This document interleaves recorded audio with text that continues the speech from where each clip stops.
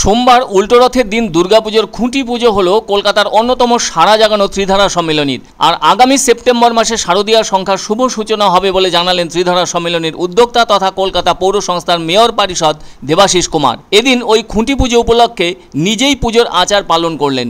ঢাকের বাজনা সহযোগে এদিন পূর্ণতা পেল ত্রিধারা সম্মেলনীর এবারের দুর্গাপুজোর খুঁটি পুজো। এই খুঁটি পুজোর শেষে দেবাশিস কুমার জানান, প্রত্যেক বছরের মতো এবারও তাদের পুজোয় অন্যরকম চমক থাকবে। সারা বছর ধরে তাদের পুজোর প্রতি যথেষ্ট আশা রাখেন দর্শককুল, তবে দর্শনার্থীদের সেই আশা এবারও পূরণ হবে বলে জানালেন দেবাশিসবাবু। এবারে দুর্গাপূজার থিমের রহস্য উদ্ঘাটন করতে না চাইলেও তার দাবি, মানুষের চাহিদা পূরণ করে এবারও তাদের দুর্গাপূজায় নতুন চমক থাকার কথা জানালেন দেবাশিসবাবু। তিনি জানান, আগামী সেপ্টেম্বরে তাদের শারদীয়া সংখ্যার সূচনা হবে। ওই দিনই তাদের এবারের পুজোর থিম ভাবনার উদ্বোধন হবে বলে এদিন থিম রহস্য জিইয়ে রাখলেন ত্রিধারা সম্মেলনের মূল উদ্যোক্তা দেবাশিস কুমার। তিনি জানান, ৭৭ বছরের বেশি সময় ধরে তাদের পুজোর আয়োজন হয়ে থাকছে।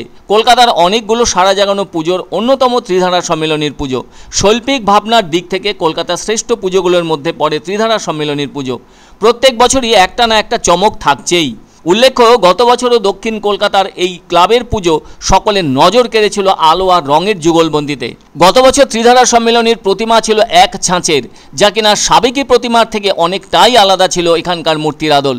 মূল রাস্তার পাশে ছোট্ট জায়গায় গত বছর ৭৭তম বর্ষের পুজো সম্পন্ন করেছেন পুজোর উদ্যোক্তারা। আলো ব্যবহার করে অনন্য সুন্দর মণ্ডপ সজ্জাও দর্শনার্থীদের মন জয় করেছিল।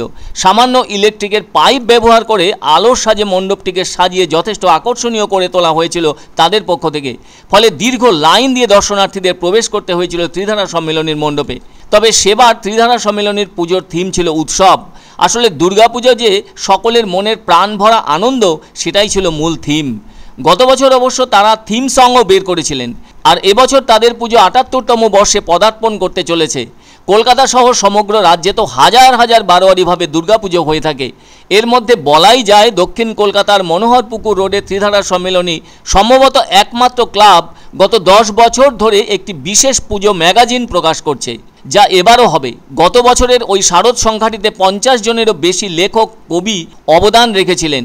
ওই শারদ সংখ্যা সম্পর্কে অনেকেই বলেছিলেন চমৎকার ম্যাগাজিন, যাতে শুধু বিজ্ঞাপনের ছয়লাভ সেভাবে ছিল না, তবে যা ছিল সেটা বাঙালি সাহিত্য ভাবনাকে সুগঠিত করে তোলার নান্দনিক দিক। যাক, এবারও উল্টো রথের দিন ত্রিধারা সম্মেলনীর দুর্গাপুজোর খুঁটি পুজো হলো উৎসবের স্পর্শ রেখে। কিন্তু অনেকদিন আগে শুরু হয়ে গেছে, ভাবনাও আছে, কিন্তু আমরা ঠিক এইভাবে করি না। প্রতি বছরই আমরা আরেকটা করে প্রেস কনফারেন্স করি, যেখানে ভাবনাটা আমরা বলি। তার কারণ কলকাতা শহরের মানুষের একটা প্রত্যাশা থাকে যে তারা এখানে এবার কী পাবেন। এত তাড়াতাড়ি বলে দিলে মানুষেরও সেই কৌতূহলটাই চলে যাবে। যার ফলে